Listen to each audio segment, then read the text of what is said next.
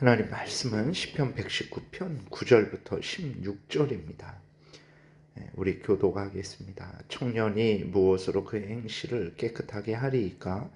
주의 말씀만 지킬 따름이니이다. 내가 전심으로 주를 찾았사오니 주의 계명에서 떠나지 말게 하소서. 내가 주께 범죄하지 아니하려 하여 주의 말씀을 내 마음에 두었나이다. 찬송을 받으실 주 여호와여, 주의 율례들을 내게 가르치소서. 주의 입의 모든 규례들을 나의 입술로 선포하였으며 내가 모든 재물을 즐거워함같이 주의 증거들의 도를 즐거워하였나이다. 내가 주의 법도들을 작은 소리로 읊조리며 주의 길들에 주의하며 주의 율례들을 즐거워하며 주의 말씀을 잊지 아니하리이다. 아멘. 기도드리겠습니다. 살아계신 하나님 아버지 감사합니다. 이 시간에 생명의 말씀을 전하고 듣습니다. 성령께서 역사하셔서 잘 깨달아 알게 도우시고 믿고 따르게 도우소서. 생명길을 걸어가고 때가 되면 우리 구주 예수 그리스도께서 오셔서 우리를 영원한 천국으로 인도하시고 영생을 누리게 하실 줄 믿사오니 하나님의 말씀을 굳게 붙들고 나아가는 우리 모두가 되게 도우소서. 예수님 이름으로 기도드렸습니다. 아멘.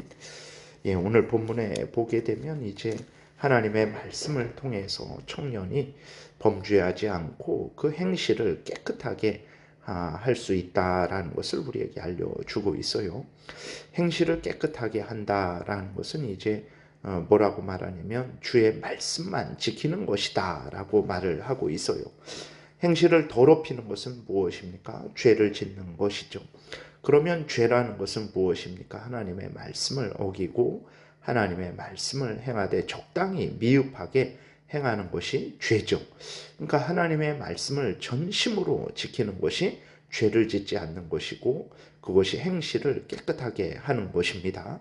하나님의 말씀을 전심으로 지키는 것이 자신의 모든 삶을 그 다음에 자신의 모든 삶을 더럽히지 않는 것이라는 것을 우리가 늘 잊지 말고 마음에 새겨야 되는 것입니다. 그러니까 하나님의 말씀을 지키는 것이 죄를 짓지 않는 것이고 그것이 그 사람의 모든 삶을 더럽히지 않고 깨끗하게 하는 것이라는 것을 우리가 항상 생각해야 되겠습니다.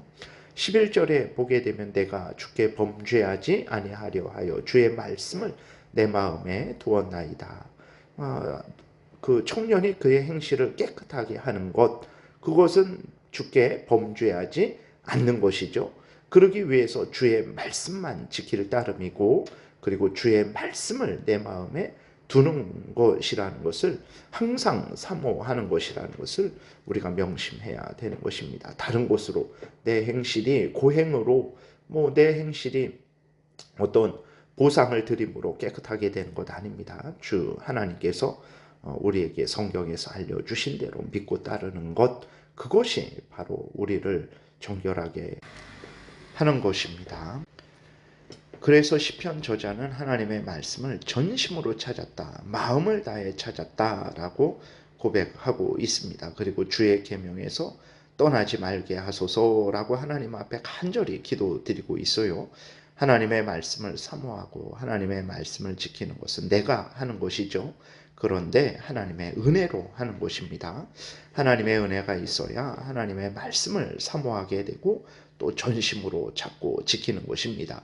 우리가 예수 그리스도를 믿은 이유도 마찬가지예요. 우리가 하나님의 은혜로 거듭났죠. 살아났습니다. 하나님의 형상을 회복했어요. 그래서 우리가 하나님을 사랑하고 하나님의 뜻을 따라 살아갈 수 있게 된 거예요. 그러나 하나님의 은혜가 없이는 이 믿음이, 이 생명이 유지가 되지 않는다라는 것을 우리가 명심해야 되는 것입니다. 예수 그리스도를 믿을 때에도 하나님의 전적인 은혜가 있어야 돼요. 그리고 또 예수 그리스도를 믿은 이후로 하나님을 사랑하고 의지하고 살아갈 때에도 하나님의 전적인 은혜가 있어야 된다는 것을 우리는 항상 잊지 말아야 되는 것입니다. 그래서 시편 저자는 전심으로 주를 찾았고 또 동시에 주의 계명에서 떠나지 말게 해달라고 간절히 기도드린 것입니다. 12절에 찬송 받으실 여호와여, 주의 율례들을 내게 가르치소서라고 이렇게 간절히 기도드린 것입니다. 하나님은 찬송 받으실 분이고 즉 존귀하신 분이시죠. 존귀하신 하나님의 계명을 우리에게 알려주셨어요.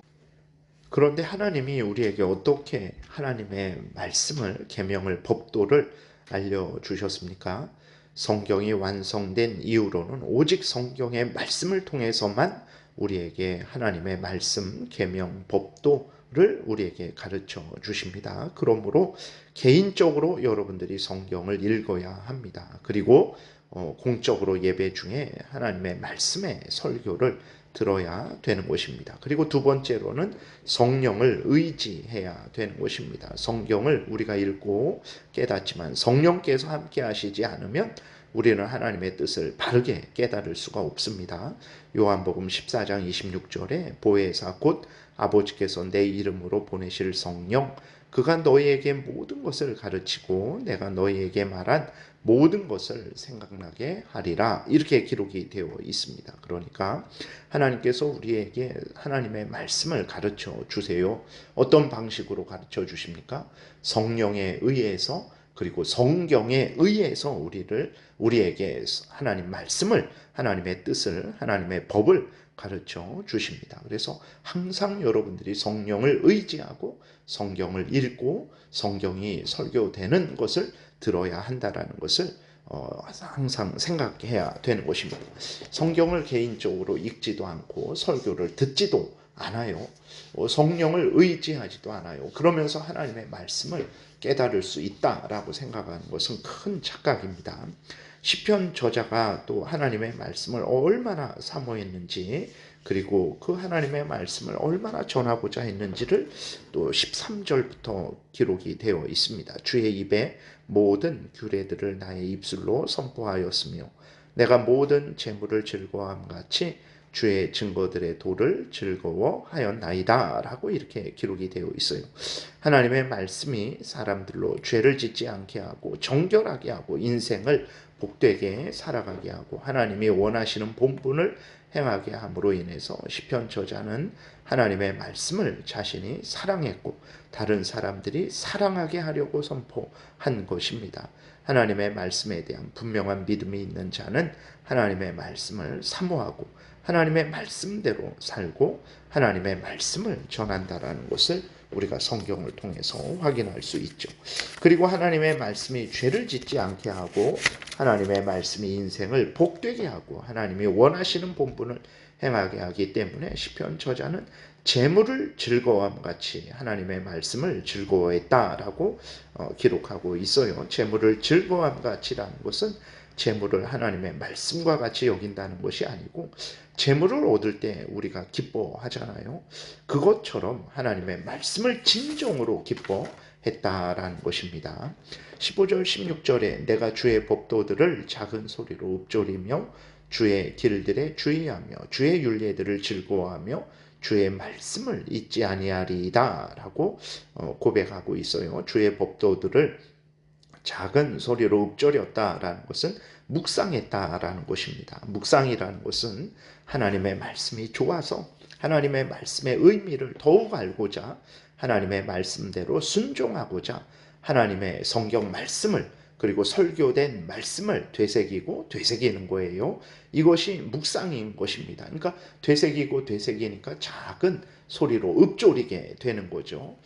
이것이 성경이 말하는 묵상이에요. 하나님의 말씀이 좋아서 하나님의 말씀의 의미를 더욱 알고자 하나님의 말씀대로 순종하고자 기록된 성경 말씀을 그리고 올바르게 설교된 설교 말씀을 항상 되뇌이는 것, 이것이 묵상인 것입니다. 오늘날 관상기도, 내 마음의 중심을 본다, 향심기도, 마음의 중심을 향하는 기도 등등의 이름으로 선불교 같은 명상 같은 것을 기도라고 하고 묵상이라고 하는데 절대 잘못된 것입니다. 그 관상기도라는 것은, 향심기도라는 것은 이교의 방식을 기독교로 끌어들이는 악한 주장들이에요. 내 안에 신성이 있어서 내가 주변의 것들을 다 제거하고 내 마음을 향해서 내 마음 중심으로 들어가게 되면 거기에서 하나님을 만난다라는 거예요. 절대 그러지 않습니다. 하나님 앞에서 말씀드렸지만 하나님이 우리에게 하나님이 어떤 분인지, 하나님의 뜻이 무엇인지, 우리가 믿어야 될 게 뭐고 우리가 행해야 될 게 무엇인지를 어떻게 가르쳐 주십니까? 성경을 통해서 가르쳐 주신다라는 것을 분명히 우리가 기억해야 되는 것입니다. 성경을 통해서 하나님이 하나님의 뜻을 가르쳐 주시지 내 마음을 향해서 뭐 이렇게 듣는 것도 이렇게 멀리하고 하나님의 말씀 듣지 점점 처음에는 듣다가 하나님의 말씀을 듣지 않는 수준으로 높이 올라가고 성경 말씀을 보다가 성경을 보지 않는 수준으로 높이 올라가고 그것이 모든 것을 제거하고 내 마음 중심으로 향하게 되면 거기서 하나님을 만난다. 하나님의 뜻을 깨닫는다라는 것은 그건 불교에서 말하는 그건 선불교에서 말하는 아니면 인도의 힌두교나 그런 다른 이단 종교에서 말하는 명상을 말하는 것이라는 것을 기억해야 되는 것입니다. 하나님은 하나님의 말씀을 통해서 하나님의 어떤 분인지 하나님의 뜻이 무엇인지 우리가 행해야 될 것이 무엇이고 믿어야 될 것이 무엇인지를 알려주신다라는 것을 분명히 명심해야 되는 것입니다. 그리스도인들은 항상 정신을 차리고 하나님의 말씀을 살피는 것이지 무아지경에 빠져갖고 뭐 신비한 체험을 통해서 하나님의 뜻을 깨닫는 것이 아님을 명심해야 됩니다. 시편 119편 전체가 하나님의 말씀, 이 성경 말씀의 근거에서 우리에게 알려주고 있는데 오히려 시편 119편을 읽으면서 인도의 요가라든지 뭐 힌두교에서 행하는 것 아니면 뭐 선불교에서 불교에서 행하는 명상 같은 것을 주장한다면 참으로 그것은 어리석은 잘못이라는 것을 우리가 잊지 말아야 되겠습니다. 기도드리겠습니다. 살아계신 하나님 아버지 감사합니다. 하나님의 말씀을 믿고 따를 때 청년이 그 행실을 깨끗하게 할 수 있습니다. 죄를 짓지 않고 하나님을 경외하고 본분을 다하는 복된 삶을 살아갈 수 있습니다. 항상 하나님의 말씀에 창념하는 우리 모두가 되게 도우시고 그 말씀이 좋아서 그 말씀의 의미를 더 깨닫고자 그 말씀대로 살고자 기록된 성경 말씀 바르게 설교된 설교 말씀을 항상 우리가 묵상하게 도우소서. 예수 그리스도의 이름으로 기도드렸습니다. 아멘. 하늘에 계신 우리 아버지요, 이름이 거룩히 여김을 받으시오며 나라의 임하옵시며 뜻이 하늘에서 이루어진 것 같이 땅에서도 이루어지이다. 오늘날 우리에게 일용할 양식을 주옵시고 우리가 우리에게 죄 지은 자를 사하여 준 것 같이 우리의 죄를 사하여 주옵시고 우리를 시험에 들게 하지 마옵시고 다만 악에서 구하옵소서. 대개의 나라와 권세와 영광이 아버지께 영원히 있사옵나이다. 아멘. 지금은 우리 구주 예수 그리스도의 은혜와 하나님 아버지의 크신 사랑과 성령의 교통하심이 항상 하나님의 말씀을 따라서 살고자 은혜 구하며 돌아가는 하나님의 택한 백성들 머리 위에 지금부터 영원토록 함께 있을지어다. 아멘.